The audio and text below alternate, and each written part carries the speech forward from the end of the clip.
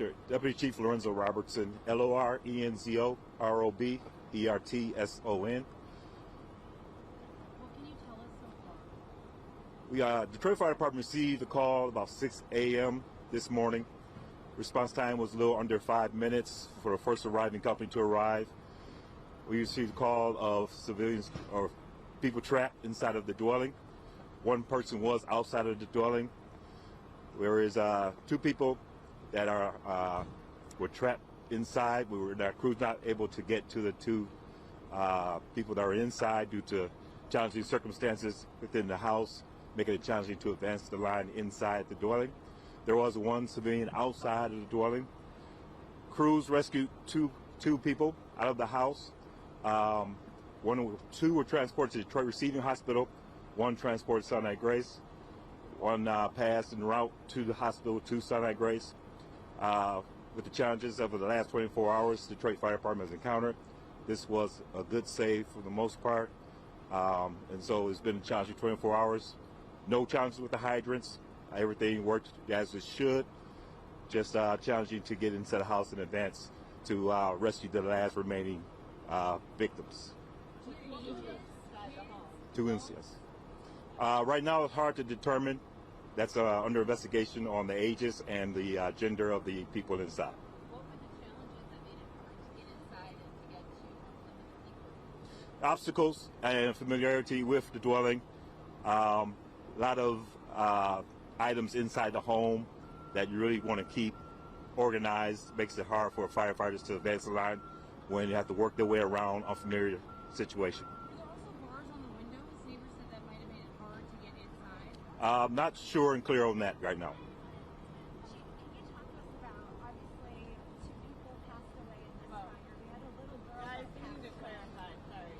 So, there's a 3rd fatality. 3 people are you. Yes, as I said, there was 1 that passed on the way to Sinai Grace Hospital. 2 inside, the crews could not rescue. 1 passed en route to the hospital.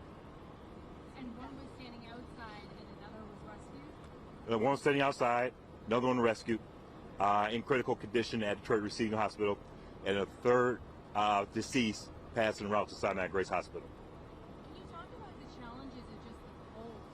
What firefighters are up against when you're dealing with a house fire in the middle of the night? Right, this is the best fire department in the world, and challenges are always on hand. No situation, no scenes is the same. With this time of year, it is challenging to be in this type of inclement weather, but we had no challenges with water, freezing, or anything like that. We were able to put the fire out in a timely manner. Just the obstacles inside, we could not get to the last remaining victims inside. Any idea of the possible cause of where space heaters potentially affected? That's under investigation. We'll update you when we have a final, when that's been summarized. Chief, we've got 1 person in critical condition. Do you know the condition of the other person? 2 survivors? There's only 1. 2 survived. There's 2 survived. Yes, Right. the general- 1's in critical at Detroit Receiving Hospital. What's that, sir? The guy in front was smoking inhalation, Yep. transported on a code 3. There was one adult male that was outside the home when crews arrived. He was transferred. He was transported code 3 to the hospital. So he's expected to be okay. Okay, 1's going to be okay, 1 is in critical. 1's in critical condition, Detroit Receiving, and another passed. Were there any children? We're hearing kids lived in this home. It's unclear the ages, and we'll have to investigate that. Small? Were they big? They were bigger, so we can't determine ages at this time. The Yep. people who passed, was it burn, smoke inhalation, any idea of? 9 times out of 10 is smoke inhalation in a house fire because of the fact you can't get out. That'll probably be the cause. Do you know where in the home the 2 people trapped were? They're on the 2nd floor. In the back, front? Unsure at this time. You talked about a lot of stuff in the home that made it difficult.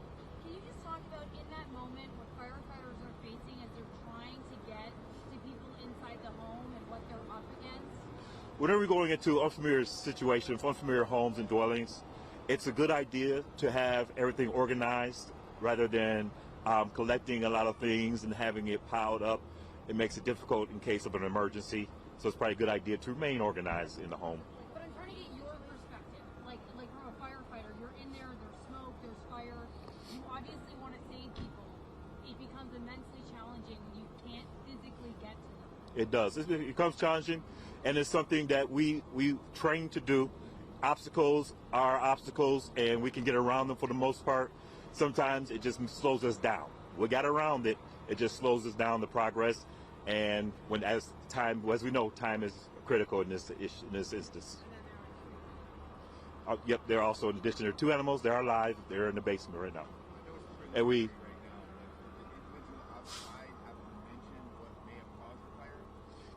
He did not mention at this time. He used to transport to the hospital pretty quickly once EMS crews got here. Fire is under investigation by the Fire Investigation Division. Any smoke detectors by chance? I'm not hearing anything right now, so I'm not going to say yes or no. So that's the best answer I can give you at this point. Chief, how are you guys holding up? Obviously you're dealing with 3 people who died in a fire. You guys had a 6-year-old girl who passed away yesterday. How are you guys holding up with that? It takes a toll on you guys as well. Right. We're tough and resilient department. We do have our personal guidance unit that will help individual firemen and women that may have issues coping. For the most part, we do hold up pretty well. As I said, we're the best fire department in the world, and this is not our first time coping with things as such, but the mental health is important, and we'll make sure that everyone is taken care of in that aspect. Age is real quick. So the person in critical at Sinai Grace is an adult female, correct? No, I'm sorry. The person in critical at DRH is an adult female. The person who is deceased at Sinai Grace is female, appears to be in her teens. Okay. Did y'all hear that? Sorry, can you just say that? Okay. The adult male at Detroit Receiving Hospital, 75. Do you mind just saying it on the mic so we got it? Go ahead. You want to go through? Just real quick. Okay, the transport, there was an elderly female was transported to Detroit Receiving. They were critical condition. The teenage female was transported to Sinai Grace. That appears to be deceased. A male that was out front who was here when they was sent to DRH for smoke inhalation. He should make a full recovery.